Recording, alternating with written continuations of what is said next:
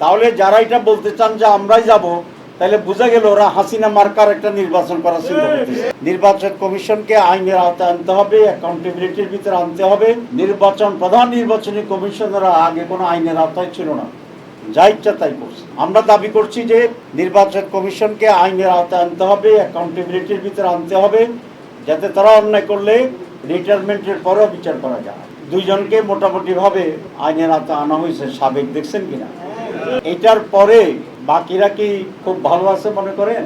আগামীতে যারা থাকবে তারাও ভাববে যে কি হয় আল্লাহ জানে। তারা যাই বাবু, সামনে পিছনে পুলিশ টুলিশ দেখে হয়তো মনে করতে পারে ভালো যে করতে পারি, এনজয় করি, কিন্তু তাদের স্ত্রীরা আর সন্তানরা কিন্তু এটা কোনো রকমের চায় না। আমি শুনেছি কোনো পরিবার থেকে চাপ আসতেছে যে বাবা এটা আমাদের দরকার নেই। এই যে একটি প্রেশার ক্রিয়েট করার ব্যাপার আছে, অ্যাকাউন্টেবিলিটির ব্যাপার আছে, এটাকে আমাদের অর্জন করতে হবে। আমরা বলেছি রাষ্ট্রের কতগুলো সাংবিধানিক সংস্থা আছে আপনারা জানেন, যেমন নির্বাচন কমিশন, পাবলিক সার্ভিস কমিশন, দুর্নীতি দমন কমিশন, আমাদের চার্টার্ড অ্যাকাউন্ট্যান্টসের যে কমিশন আছে সেটি। এখনকার পদ্ধতি হচ্ছে এগুলা প্রধানমন্ত্রীর এক্সিকিউটিভ ফোর্সের বাইরে, এরা কিন্তু এক্সিকিউটিভ অথরিটির ভিতরে নেওয়া। এখন যেটা করা হয়, প্রত্যেকটার জন্য আলাদা সার্চ কমিটি করা হয় এবং সেই সার্চ কমিটি যে প্রস্তাব করে সেখান থেকে প্রধানমন্ত্রী প্রেসিডেন্ট সেটাকে অ্যাপয়েন্টমেন্ট দেয়। আমরা বলেছি এবং প্র্যাকটিসটা হচ্ছে এই যে প্রধানমন্ত্রী একটা স্লিপ ধরাই দেয় সার্চ কমিটির কাছে, ওরা এটাকে সুন্দর করে মার্চ করে অ্যানুয়ালে ঢুকিয়ে ওটাকে দিয়ে দেয়। আমরা বলছি এটা হবে না, কারণ আজকে সচিবালয়ে স্বৈরাচারের ভূতেরা আছে কি না? নাই, আছে। তো কেন আছে? যে এটা স্বৈরাচার নিয়োগ করে দিয়েছে, এই জন্য আমরা বলেছি এখানে মৌলিক পরিবর্তন আনতে হবে। মেধাবীরা কম্পিটিশনের ভিত্তিতে অ্যাপয়েন্টমেন্ট পাবে, যে ডিজার্ভিং সেই এখানে অ্যাপয়েন্টমেন্ট পাবে। এবং সেই জন্যে আমরা একটা সাংবিধানিক বডি সংস্থার জন্য আমরা প্রস্তাব করেছি, যে এইসব সাংবিধানিক সংস্থাগুলো এবং সংবিধিবদ্ধ কতগুলো সংস্থা আছে, এই সকল কিছু নিয়োগ একটি সাংবিধানিক কমিটির মাধ্যমে হবে। এই কমিটির কম্বিনেশন হচ্ছে স্ট্রাকচার প্রধানমন্ত্রী, বিরোধী দলীয় নেতা বা নেত্রী,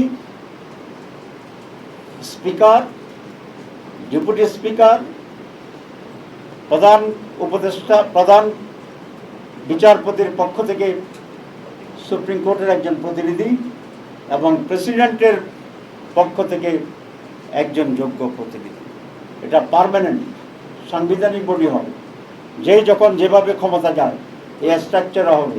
এবং এই বডির 7 জন আছে, 7 জনের ভিতরে কমপক্ষে 5 জন একমত হলেই সেটাকে অ্যাপয়েন্টমেন্ট দেওয়া যায়।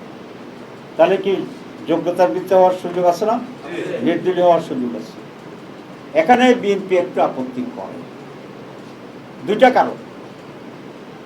একটা কারণ হচ্ছে তারা ধরে নিয়েছে এবার তারাই ক্ষমতায় যাবে। কি করে নিছে? ধরেই নিছে। আচ্ছা, তো তাহলে ইমিডিয়েটলি তাদের জন্য যা যা সুবিধা সেগুলোকেই তারা নিশ্চিত করতে চায়। আর একটা আমরা ধরেই নিয়েছি যে তারা যদি ক্ষমতায় যায় তাহলে আগের মতো তারা অপকর্মগুলো করবে। ঠিক আছে না? তাহলে তো আমরা কোনো পক্ষ থেকে প্রতিনিধি নিয়োগের কথা বলছি না, আমরা নিরপেক্ষ নিয়োগের কথা বলছি। তাহলে আমি যদি নিরপেক্ষ নিয়োগকে সমর্থন করি, আমার ভিতরে যদি খারাপ নিয়ত না থাকে, বদ নিয়ত না থাকে, তাহলে আমি কেন এটা আপত্তি করি?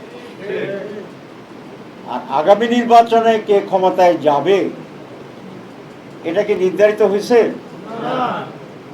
তাহলে যারা এটা বলতে চান যে আমরাই যাব, তাহলে বোঝা গেল ওরা হাসিনা মার্কার একটা নির্বাচন করার চিন্তা করতেছে। আগামী নির্বাচনে ক্ষমতায় যাবে জনগণ। জনগণ যাকে ভোট দেবে তারাই ক্ষমতায় যাবে। 3-4 দিন আগে একটা জনসভা হয়েছে, সেই জনসভায় জামাত ইসলামীও গিয়েছে, অন্যান্য ইসলামের দল গিয়েছে, কিছু অন্যান্য দল গিয়েছে। এতে করে তাদের ভিতরে দেখলাম যে খুবই রিয়াকশন আছে। রিয়াকশনের তো কোনো কারণ নেই। আমরা মিটিং করতে পারবো না, মিটিংকে শুধু এক দলই করবে। এগুলাই তো সিমটম। এখনো লক্ষণ দেখা যায় যে আবার স্বৈরাচারী আচরণ করার মানসিকতার দল এখনো বাংলাদেশ থেকে নিঃশেষ হয় নাই। এই জন্য জনগণও খুব সিরিয়াস, কারণ এই আন্দোলনের আরেকটি পজিটিভ ফসল হচ্ছে মানুষ আগের চেয়ে সচেতন, মানুষ দেখে যে আমাদের চেয়ে বেশি জানে। আগামী নির্বাচন সুস্থ হইতে হবে, সঠিক হইতে হবে, নিরপেক্ষ হইতে হবে, লেভেল প্লেইং ফিল্ড পূর্বান্নেই এটাকে নির্ধারণ করতে হবে, নিশ্চিত করতে হবে। আর না হলে বাংলাদেশ এক কঠিন পরিস্থিতির মোকাবেলা করতে হবে। তবে আমি অত্যন্ত দৃঢ়ভাবে এই বিশ্বাস করি, কঠিন পরিস্থিতি মোকাবেলার জন্য এই দেশের মানুষ প্রয়োজনে আরেকবার লড়াই করবে। এক স্বৈরাচার যেমনি গেছে, এই লড়াই আরো স্বৈরাচার যারা চিন্তা করবেন স্বৈরাচার হওয়ার, তারাও বিদায় নিতে বাধ্য হবে। জনতার আকাঙ্ক্ষা প্রতিষ্ঠিত হবে, মানুষের জন্য উপযোগী বাংলাদেশ তৈরি হবে এবং সেই বাংলাদেশে আবার নতুন করে এদেশের মানুষ মুক্ত বাতাসে নিঃশ্বাস নেবে, স্বাধীনভাবে মাথা উঁচু করে দাঁড়াবে। নিজের আত্মপ্রত্যয় নিয়ে আমরা একটি সার্বভৌম বাংলাদেশ গড়ে তুলব, যেখানে একটি কল্যাণ রাষ্ট্রের ধারণায় একটি সমাজ পরিবর্তন হবে।